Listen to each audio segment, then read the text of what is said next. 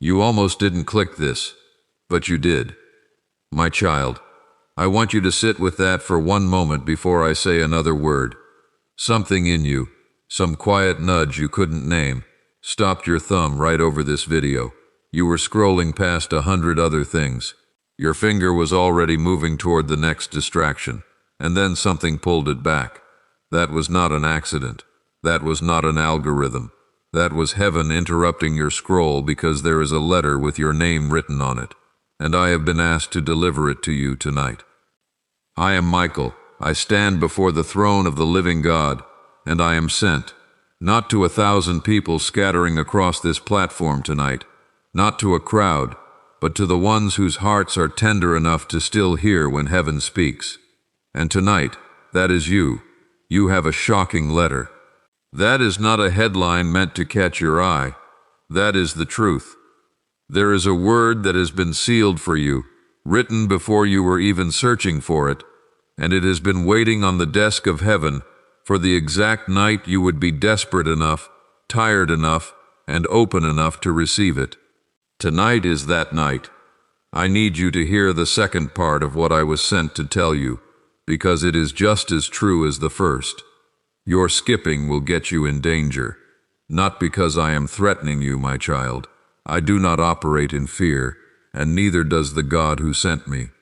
But because there is a pattern in your life, a cycle you have lived through more times than you can count, where the exact moment breakthrough was closest, you turned away. You closed the tab. You silenced the voice. You told yourself it was just a coincidence, and you walked back into the same struggle you were trying to escape. That is the danger. Not fire from the sky, not some external curse. The danger is that you have a habit of leaving the room the second before the miracle walks in. So tonight, I am asking you to break that habit, just once. Just for the next several minutes. Do not skip. Do not scroll. Stay in this room with me, because I promise you, by the end of what I am about to say, you will understand exactly why you were the one who received this letter and not someone else. There is something I have been keeping from you, and I am not going to reveal it yet. But I will tell you this much. It has to do with something you asked God for in the middle of the night. Something you whispered so quietly you thought no one heard it. Someone heard it, and what I am about to share with you tonight is connected to that whisper in a way that will make the hair on your arms stand up. Stay with me. I am not done. I am only just beginning. I know some of you watching tonight are exhausted. Not the kind of tired that a good night's sleep fixes. The kind of tired that lives in your bones. The kind that has been building for years, while you kept showing up, kept smiling in rooms where your heart was breaking, kept praying prayers that felt like they were bouncing off the ceiling and coming right back down on your own head. I know you have asked, at 2 a.m, staring at a ceiling you've memorized every crack in, God, are you even listening to me anymore? I know, because I was standing in the room when you asked it. I did not answer that night, but I am answering now. You were not forgotten. You were being prepared. And what you are about to hear tonight was assigned to you before the foundations of the earth were laid, long before your mother knew your name, long before the disappointment that shaped your 30s, long before the betrayal that reshaped your 40s, long before whatever silent grief is sitting in your chest this exact moment as you listen to my voice. Let me tell you plainly what this letter contains, because I will not string you along with vague promises the way the world does. This letter contains 3 things: a story of what God has done for people just like you throughout history, a report of what God is doing for people right now, real names, real cities, real dates, and finally, a word about what God is about to do in your own life if you do not turn away before the ink is dry. Type Abba in the comments right now if you receive this. I want to see your name in that thread. I want heaven's record to show that on this exact night, at this exact hour, you stood up and said, I am not walking away from this. That single word, Abba, is not decoration. It is the name Jesus himself used when he cried out to the Father in his most desperate hour in the garden. It means daddy. It means intimacy, not distance. When you type it, you are not performing a ritual. You are declaring that tonight you are choosing relationship over religion, closeness over distance, and presence over performance. Now stay with me, because before I tell you the full story of what is coming for you, I have to take you back thousands of years, to a tent in the desert, to an old woman standing at the entrance of that tent, laughing under her breath at a promise she thought was far too late to keep. Her name was Sarah. She was 90 years old, 90, not 39 and worried about a biological clock, 90, with skin like paper and a womb that had been closed for longer than most of you reading this have been alive. 3 visitors came to her husband Abraham's tent one blistering afternoon, and one of them, the Lord himself in a form Abraham could receive, said the words that would have sounded insane to anyone else listening. I will surely return to you according to the time of life, and Sarah your wife shall have a son. And Sarah, standing behind the tent flap where she thought no one could see her, laughed. Not a joyful laugh, a bitter, exhausted laugh. The laugh of a woman who had buried a dream so many years ago that hearing it spoken out loud again felt almost cruel.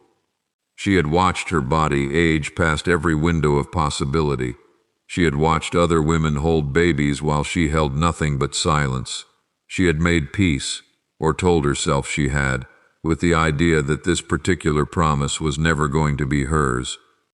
And God asked a question that I want you to sit with tonight, my child, because it is the same question he is asking you. Is anything too hard for the Lord? Not, is anything too hard for Sarah? Not, is anything too hard for your bank account, your marriage, your body, your career, your family situation? Too hard for the Lord. And a year later, not 10 years, not 20, one single year, Sarah was nursing a son named Isaac, whose very name means laughter, because God turned her bitter laugh into a joyful one. I am telling you this story first because I know some of you have a promise you buried so long ago you forgot you were even still grieving it. A marriage you stopped praying for, a child you stopped believing would come home, a dream you packed away in a box in the back of your mind labeled too late. My child, I am here to tell you tonight, the same God who opened Sarah's womb at 90 years old is not intimidated by your timeline. He is not confused by your calendar. What looks like too late to you is often simply not yet to him, and the difference between those two things is everything. Hit the like button right now as your agreement with heaven. I know that sounds small. I know it feels like just a button on a screen, but in the spiritual realm, agreement matters. When you press that button, you are saying with your action what your mouth may still be too tired to say out loud. I agree with God's timing. I agree that nothing is too hard for him. I am done arguing with heaven about what's possible. Press it now, before you keep reading, because I promise you, small acts of obedience open large doors. There is something else I need to tell you, and I need you to brace yourself, because this next part of the letter is not soft. It is not gentle. It is a warning, and I was instructed to deliver it exactly as it was given to me. There has been an assignment against your peace. I do not say this to frighten you. Fear is not a tool of heaven. It is a weapon of the enemy. But I say it because truth protects better than comfort ever could. Someone close to you, someone in your circle who smiles at your face, has been carrying a spirit of jealousy toward what God is building in you. You have felt it. You have felt the coldness that doesn't match the smile. You have felt the strange resistance every time you tried to move forward, the excuse that came at exactly the wrong moment, the conversation that left you drained instead of encouraged, the sudden bad luck that seemed to follow every good decision you tried to make. This is why your skipping tonight would have been dangerous. because this message is part of the covering being placed over your life right now, in this exact moment, while you are still here. The moment you leave, the enemy's plans against you continue uninterrupted. The moment you stay, heaven moves. I want to open something for you now and then close it later, so listen carefully. There is a reason certain doors in your life have been shut for years. Doors you have knocked on, prayed over, cried in front of, and watched remain locked no matter what you did. I am not going to tell you why yet, but I promise you, before this message ends, you will understand exactly why those doors were sealed, and more importantly, you will understand what is about to happen to the seal. Let me bring you back to the desert one more time, this time to a different man, on a different night, wrestling with something he could not see clearly in the dark. His name was Jacob, and by the time we meet him at the river Jabbok, he is not a young man full of confidence. He is a man running from his past, from a brother he deceived, from a father he manipulated, from decades of scheming that had gotten him wealth but had cost him peace. He sent his family across the river ahead of him, and he was left alone, completely alone, in the dark, on the eve of the most terrifying reunion of his life, about to face the brother he had wronged so badly that he genuinely believed he might die the next morning. And in that darkness, in that aloneness, a man came and wrestled with him until the breaking of day. My child, I want you to notice something about this story that most people miss. Jacob was not wrestling a stranger who attacked him out of nowhere. He was wrestling with God himself, in the exact place where his fear was strongest, the night before facing everything he had run from his entire life, and he would not let go. Even when his hip was wrenched out of its socket, even when the pain became unbearable, Jacob held on and said the words that changed his identity forever. I will not let you go unless you bless me. Some of you are in your own wrestling match tonight. You have been wrestling with God over a marriage that feels dead, wrestling over a diagnosis you didn't ask for, wrestling over a child who has wandered so far you don't recognize their voice on the phone anymore, wrestling over a financial situation that has you lying awake doing math in your head that never adds up, and you are exhausted. Your hip feels wrenched. You feel like you are limping through your own life. I want to tell you something heaven wants you to know tonight. The limp is not the punishment. The limp is the proof. Jacob walked with a limp for the rest of his life after that night, and every single time he felt that limp, he remembered that he had wrestled with God and refused to let go until he was blessed. Your limp, my child, whatever it is, whatever wound you are carrying that makes you walk a little differently than everyone else, is not evidence that God abandoned you in the fight.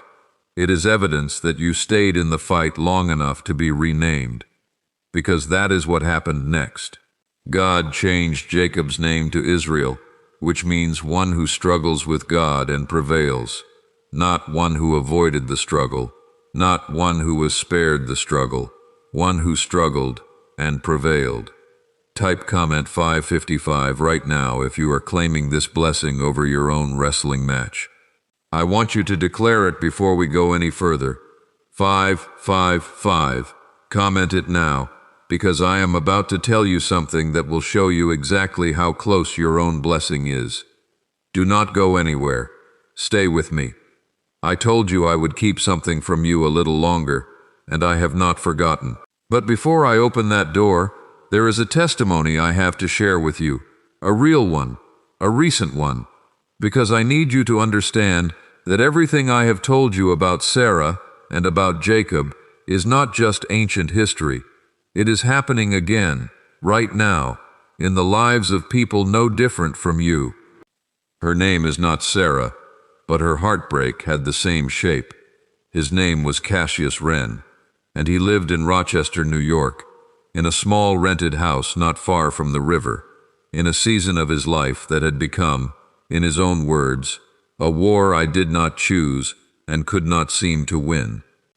Cassius had been fighting for custody of his 2 children for over a year. The details do not matter as much as the weight of it. The weight of driving past his own children's school and not being allowed to stop the car.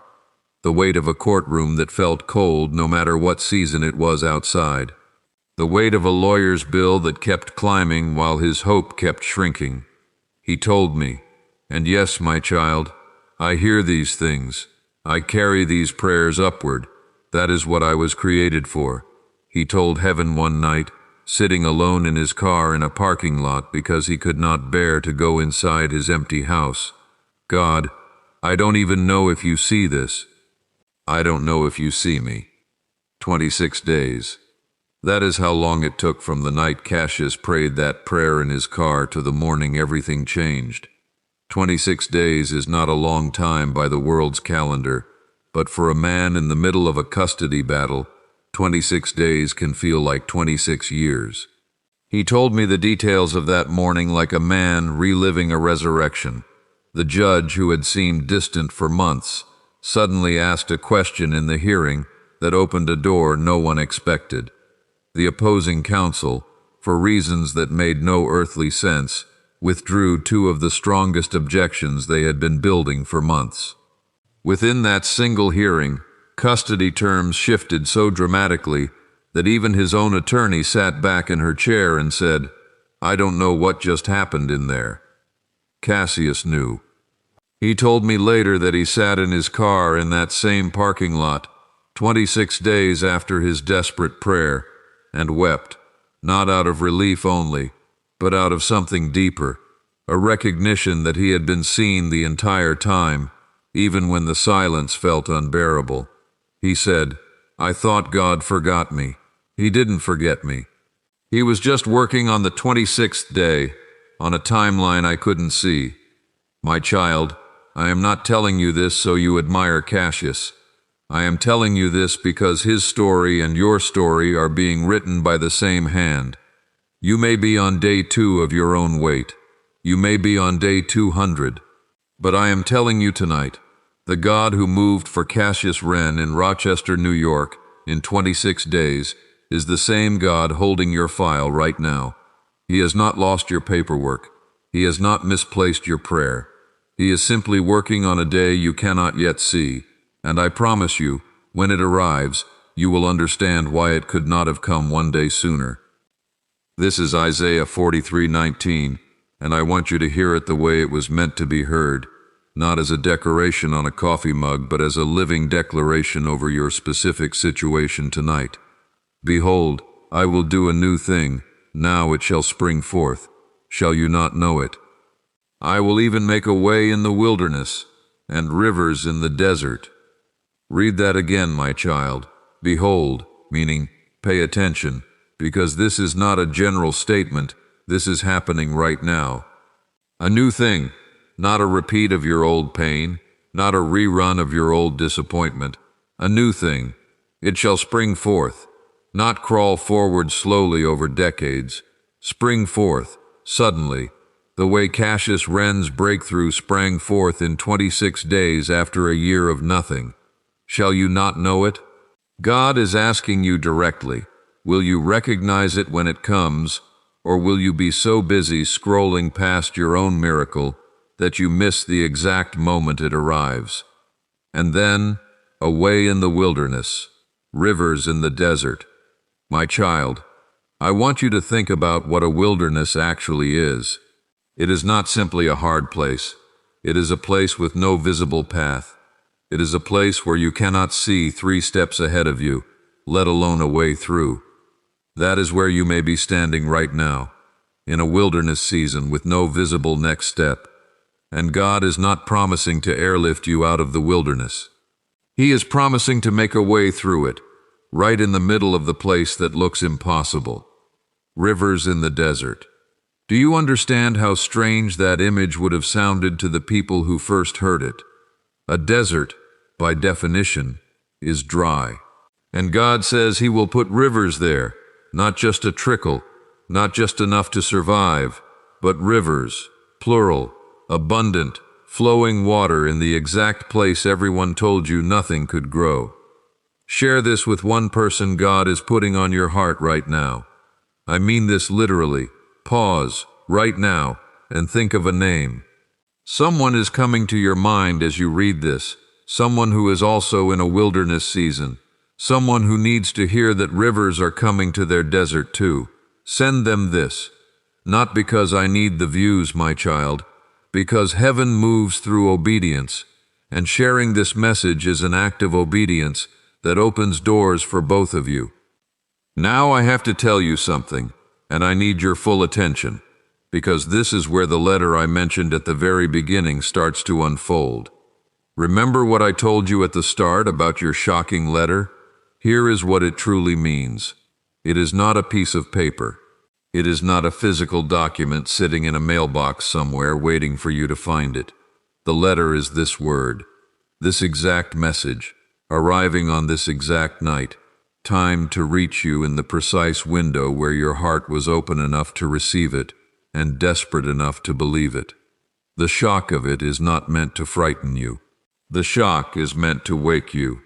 The way cold water on your face wakes you from a dream you didn't realize you were sleeping through. You have been sleepwalking through disappointment, telling yourself, this is just how my life is. And tonight, heaven is shaking you awake and saying, this is not how your story ends. And the danger I warned you about at the beginning, the danger of skipping, is this. Every day you go back to sleep on this promise. Every day you talk yourself out of believing that breakthrough is close, is a day you hand back over to delay, not because God changes his mind about you, he does not, but because faith is the currency heaven moves on, and doubt spends that currency faster than almost anything else. I am not trying to scare you into staying. I am trying to love you into staying, because I know what is on the other side of these next several minutes, and I refuse to let you leave before you get there. Stay with me. There is more. I told you earlier that I was keeping something from you, something about a whisper you thought no one heard. I am going to open that door now, just part way, because you are not ready yet for the fullness of it, but you are ready for the beginning.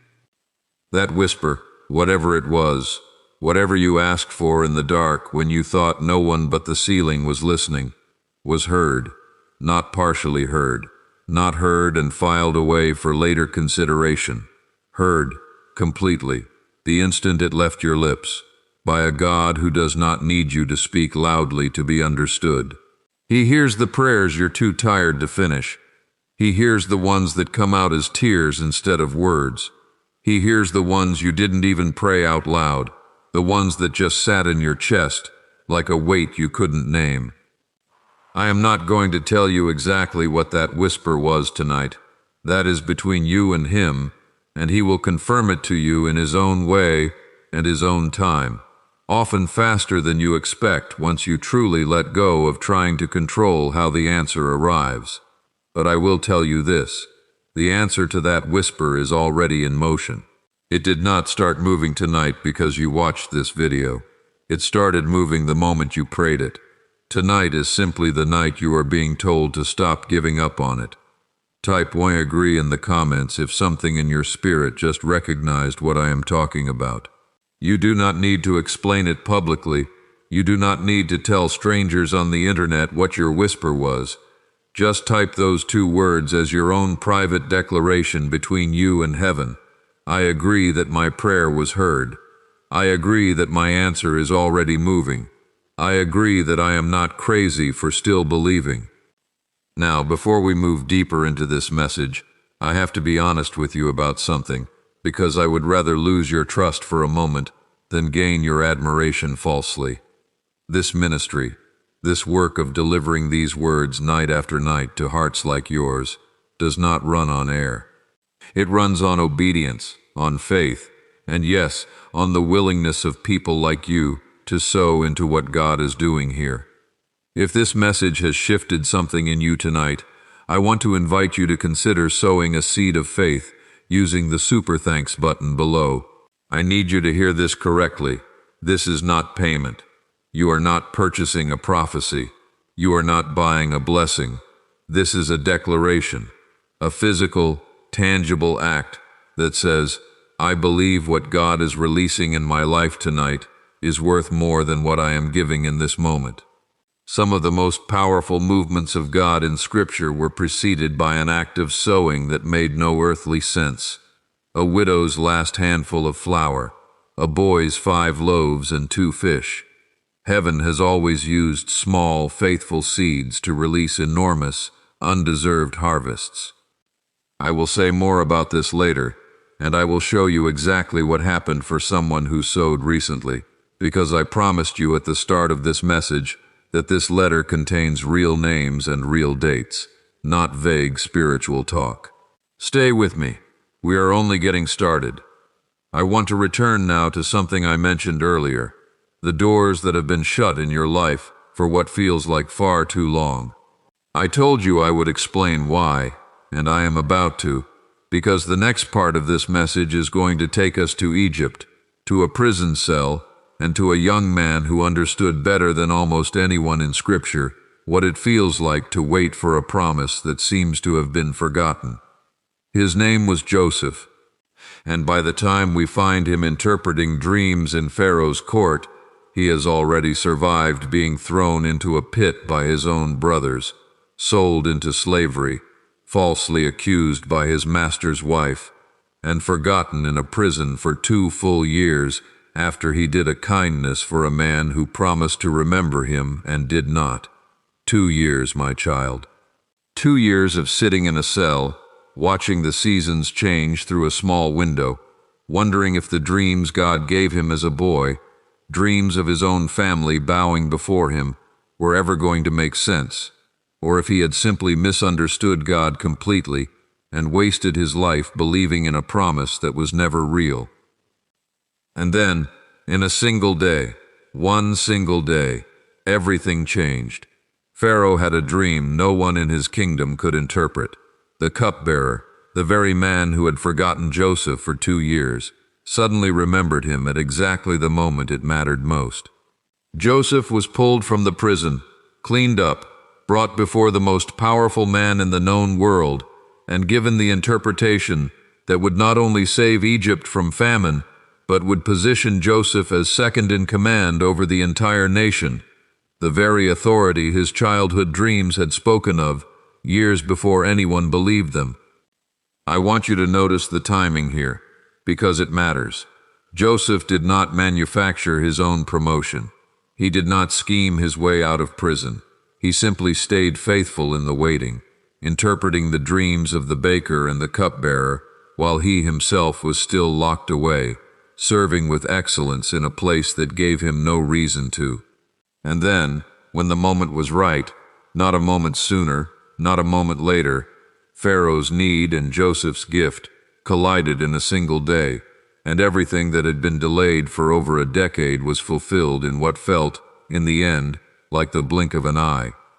This is why those doors in your life have been shut, my child, not because God forgot the promise He gave you, not because you did something wrong that disqualified you, but because there is a Pharaoh's dream still forming, a specific need, a specific moment, a specific alignment of people and circumstances that has not yet arrived, and God, in His wisdom, is not willing to release you into your position one day before that alignment is complete. What feels like delay to you is actually precision to Him. Matthew 6:33 says it this way, and I want you to receive it as more than a familiar verse tonight.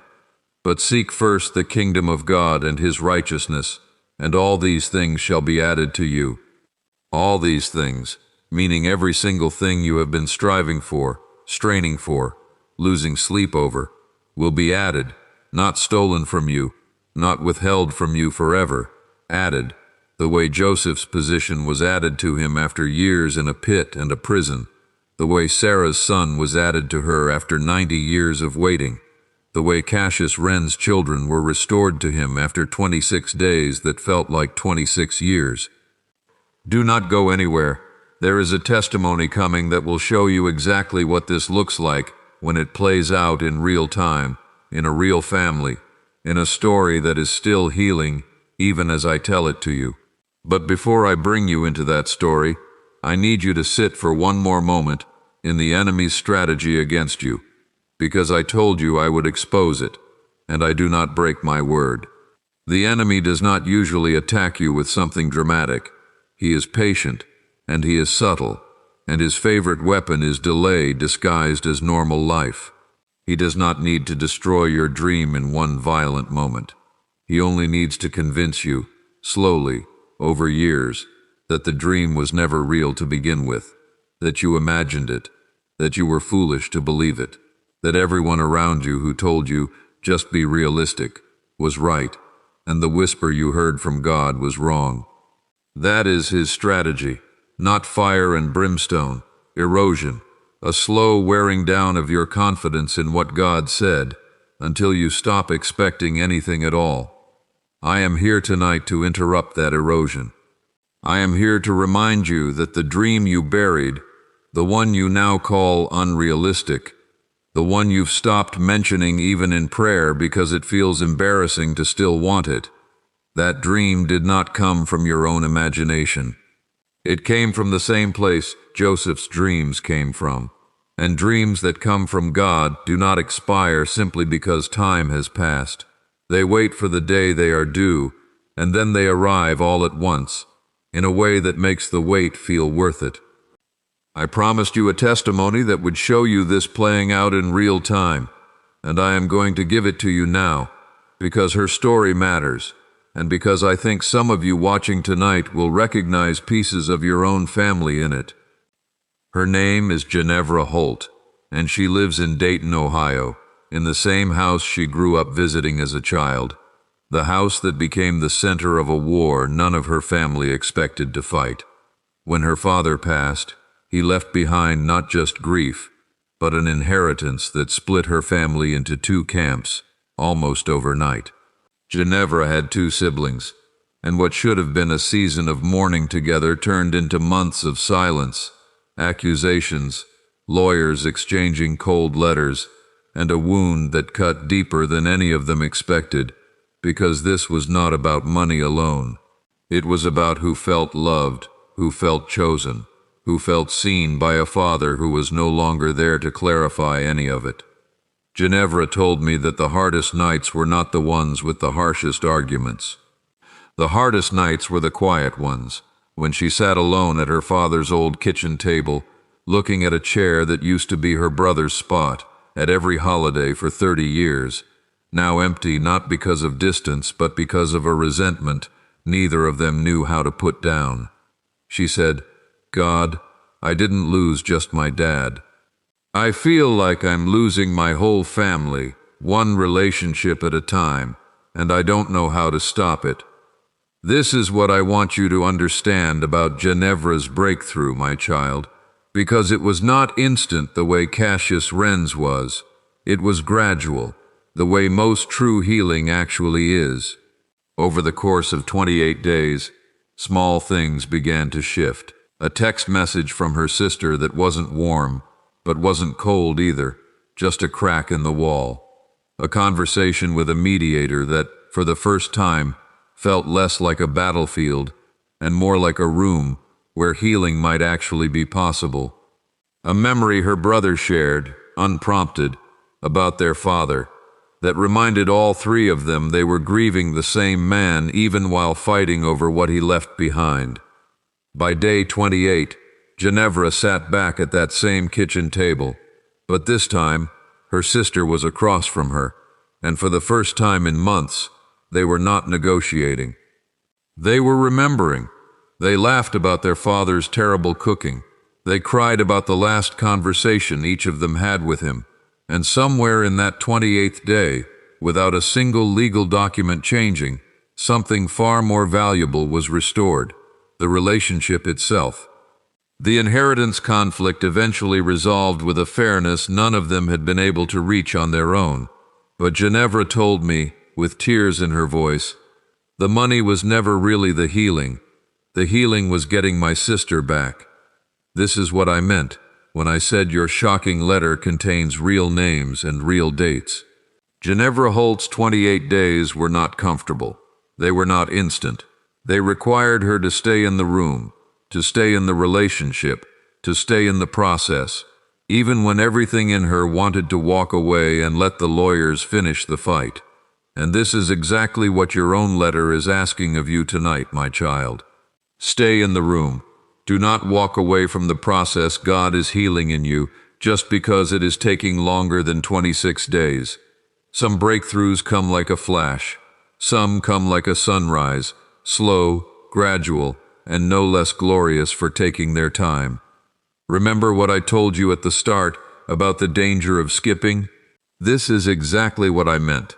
If Ginevra had given up on day 15, if she had let the bitterness win, if she had decided the relationship was unsalvageable and hardened her heart completely, she would have missed day 28 entirely. The breakthrough was already scheduled. It was already moving toward her, but it required her to still be present, still be soft, still be willing when it finally arrived. If this message shifted something in you just now, I want to gently bring you back to what I mentioned earlier, sowing a seed of faith using the super thanks button. Someone who sowed last week, in a season that looked strikingly similar to Ginevra's, wrote to say that within days of sowing, a family member they had not spoken to in over a year reached out first, unprompted, out of nowhere. I am not telling you giving guarantees a phone call from an estranged sibling. I am telling you that your seed is not going to a person. It is going into the kingdom, and the kingdom, my child, always multiplies what is sown in faith. Not because giving is magic, because obedience opens doors that stubbornness keeps shut. You do not have to give tonight. I want to be completely clear about that, because heaven does not manipulate, and neither will I. But if your spirit is nudging you right now, if there's a small stirring in your chest reading this, that nudge is God.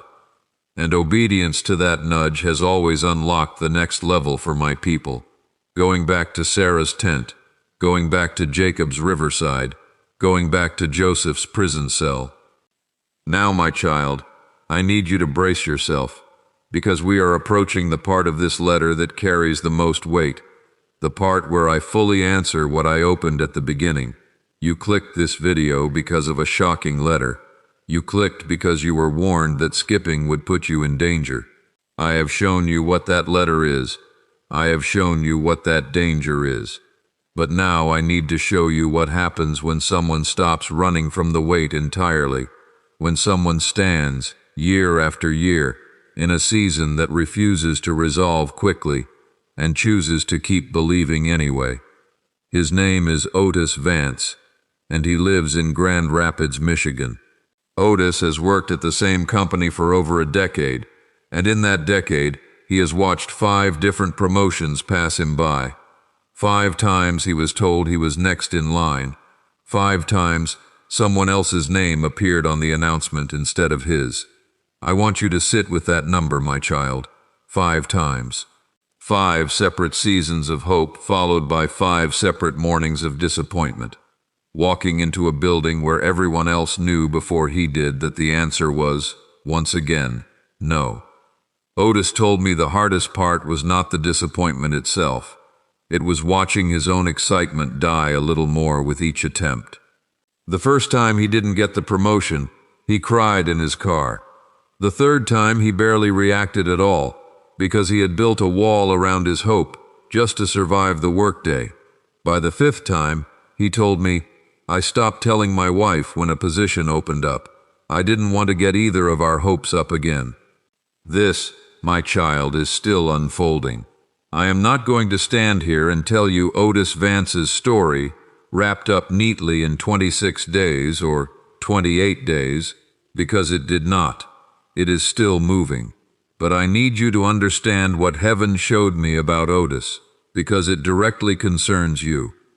There is a reason some promotions, some breakthroughs, some doors take longer than others to open, and it is not punishment. It is preparation of a magnitude the person going through it often cannot see from the inside. Joseph did not sit in prison for 2 years because God forgot him. He sat there because there was a level of character patience, and wisdom being built into him that could only be forged in that specific waiting room. And it was that very character that allowed him to steward an entire nation's resources wisely once the door finally opened. If Joseph had been promoted after 6 months, he may never have developed the depth needed to survive what came after the promotion.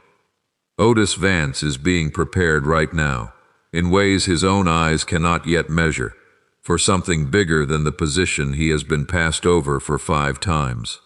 I am not going to tell you it will happen exactly the way he expects, because sometimes God's version of yes looks nothing like what we originally asked for. Sometimes it is better, wider, and more fitting than the very thing we thought we wanted. But I will tell you this: Otis has kept showing up with excellence in a job that has repeatedly overlooked him, and that kind of faithful endurance does not go unnoticed in heaven, even when it goes unnoticed by an HR department. Matthew 19:26 says, "With men this is impossible, but with God all things are possible." I want you to hear the specific wording here, my child, because it is not saying difficult things are possible. It is saying impossible things are possible. There is a difference between something being hard and something being flatly impossible. What you are facing tonight may genuinely feel impossible. A marriage you cannot see repairing, a body that isn't healing, a career that keeps closing doors, a family fractured beyond what feels fixable. Jesus did not say, "With God, difficult things become easier." He said, "With God, all things are possible," including the thing you have privately decided is the one exception, the one situation God apparently cannot touch. There is no exception clause in that verse. Not for your situation. Not for the 5th time you were passed over. Not for the years that have already gone by. All things. Comment "I agree" if you are claiming this over whatever feels impossible in your life right now. I want you to type it even if, especially if, your circumstances have not changed one bit since you started watching this message. Faith is not the absence of unchanged circumstances. Faith is agreeing with heaven's report over your own eyes' report. This brings me back to where we started, my child, because I promised you I would fully answer the letter and the warning by the end of this message, and I keep my promises. You clicked on this because something in you recognized the phrase, "shocking letter." I told you at the start that the letter was not paper. It was this exact message, timed for this exact night. Now I can tell you the fuller truth. The shock of this letter is that God has not forgotten a single prayer you thought was lost in the noise. Not the whisper you prayed in the dark, not the dream you buried like Sarah did, not the promise you have wrestled over like Jacob did at that river, walking away with a limp that reminds you every day that you refuse to let go. Not the years you spent, like Joseph, in a season that made no sense at the time. Not the repeated disappointment Otis Vance is still walking through in Grand Rapids, Michigan, as we speak. The shock is this: your file has never once left God's hands, ever. And the danger, the warning that skipping this message would place you in danger, that danger was never about some external tragedy waiting to strike you down. The real danger, my child, the one I most needed you to understand, is the danger of walking away from your own breakthrough one more time. The danger of hearing this word, feeling something stir in your chest, and then letting the moment pass without responding to it, going back to scrolling, back to numbness, back to the same cycle of almost believing that has kept you circling the same mountain for years. This is what I meant when I said your skipping would get you in danger. Every time you have skipped a moment like this one in the past, every time something stirred in you and you silenced it because it felt too vulnerable to hope again, you extended your own wilderness season by choice, not by God's design. Tonight does not have to be one more skipped moment. Tonight can be the night the cycle breaks. Subscribe to this channel right now, my child, and let that action be your declaration that you are done skipping the moments that matter. Every time this channel delivers a word, I want you present for it, not scrolling past, not telling yourself, "I'll come back to that later," and never returning. The shocking letter you almost skipped tonight was not a one-time delivery. It is the beginning of an ongoing conversation between you and heaven, and I do not want you missing the next one because you were too busy, too distracted, or too discouraged to stay close. Now I want to close the last open loop I left you with earlier, the one about the doors that have been sealed in your life. I told you I would tell you what happens to that seal, and here it is.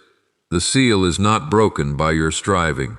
It is not broken by your worry, your research, your relentless planning, or your attempts to force a door open through your own strength. The seal breaks the same way it broke for Joseph, in a single day, at the exact moment the alignment in heaven's timing meets the readiness in your heart. You cannot rush that day. But you also cannot miss it if you stay faithful in the waiting, the way Joseph did, the way Otis is doing right now, the way I am asking you to do tonight. I want to speak now directly to the doubts I know are rising in some of you as this message nears its end, because I would not be honest with you if I pretended those doubts weren't there. Some of you are thinking, this is just a video.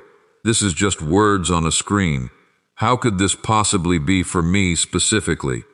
My child, I understand that thought, because the enemy plants it in every single person who watches a message like this, precisely because he knows what happens when you actually believe it. Let me ask you something instead. Why did you click? Of all the videos available to you tonight, of all the ways you could have spent these minutes, why did your finger stop on this one?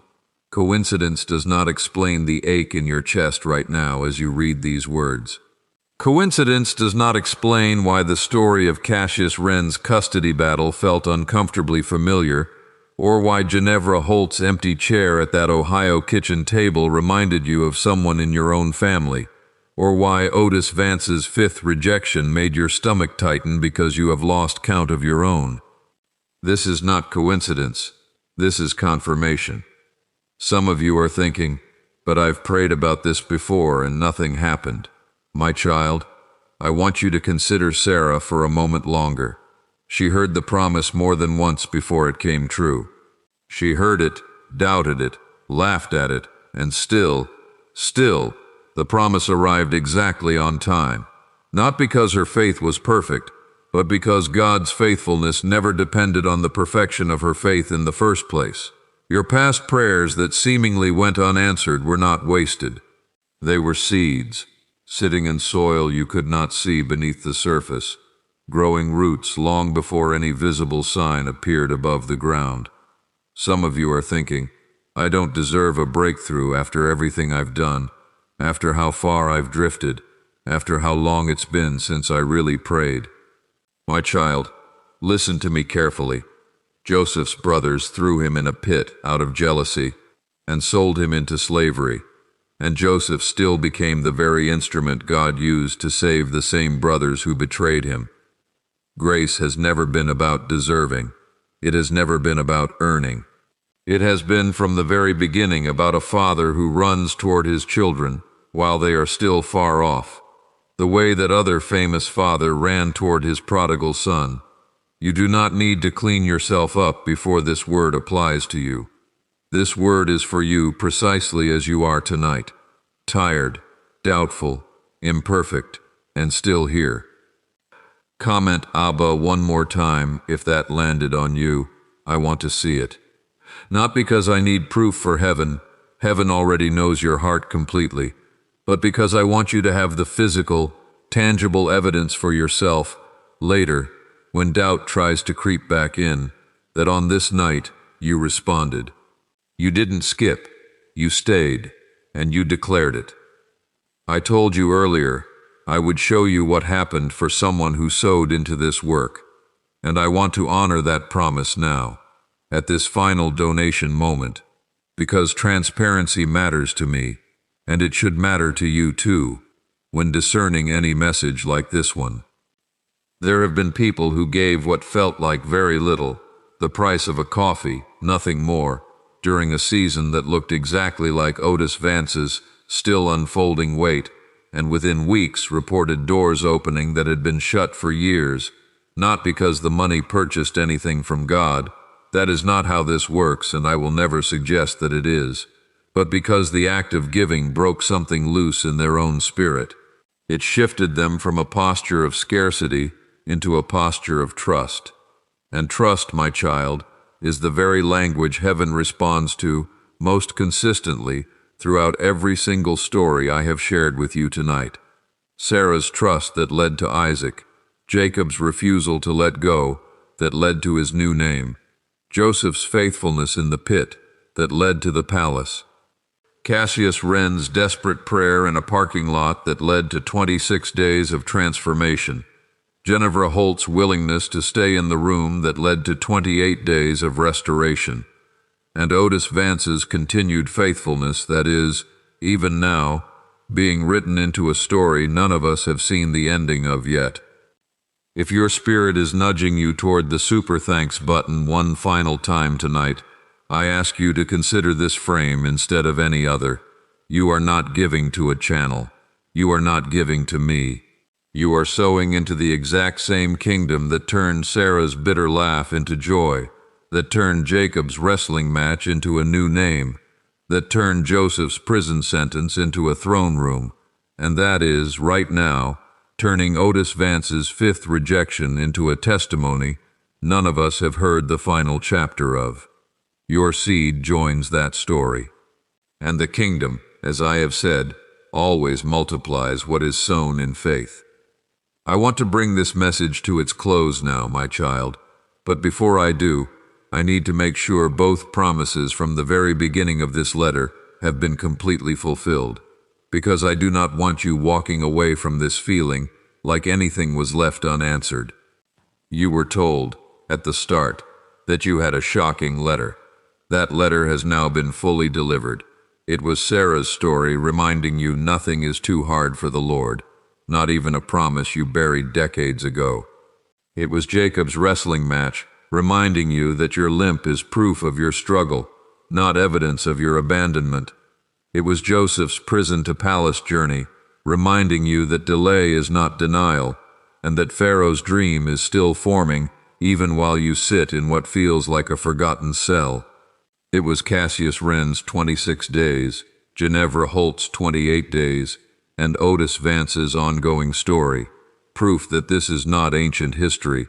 This is happening right now, to people exactly like you, in cities not so different from yours.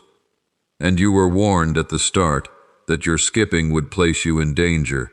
That danger has also now been fully named. The danger was never fire from the sky or some vague curse hanging over your head.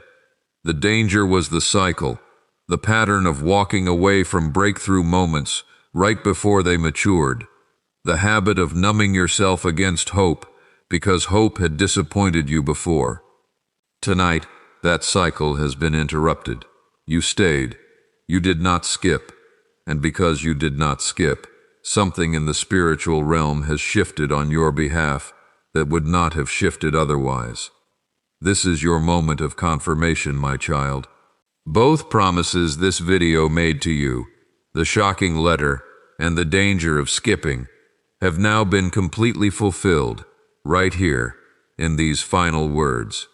There is nothing left hidden. Everything I was sent to deliver to you has now been placed fully into your hands. I want you to do one final thing before you go.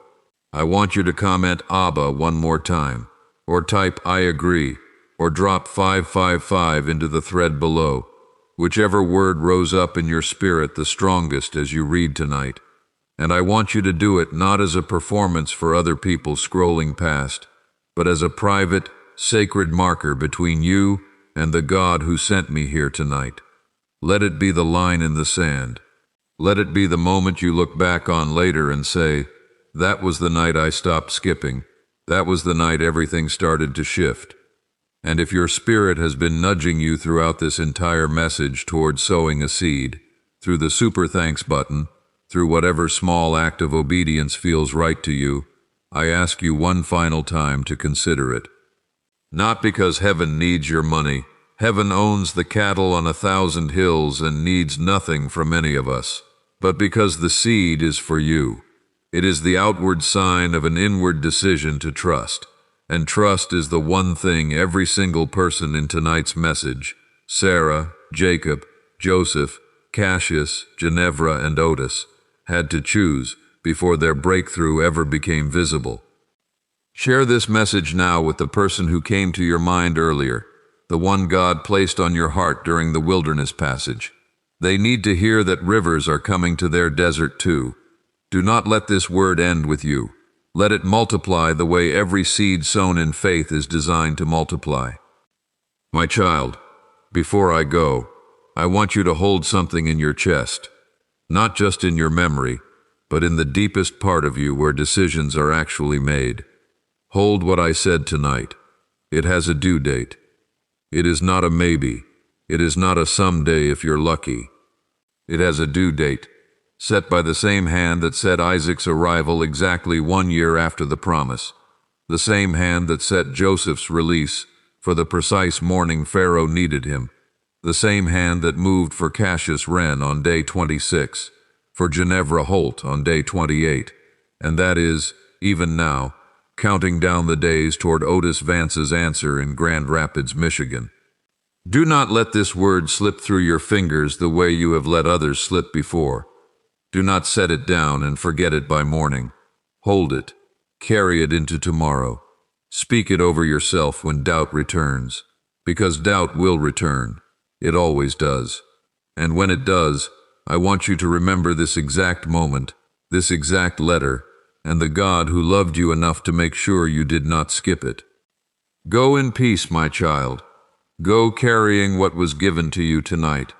The letter has been delivered. The danger has been named and disarmed. The door is no longer sealed the way it once was. Hold what I said tonight. It has a due date,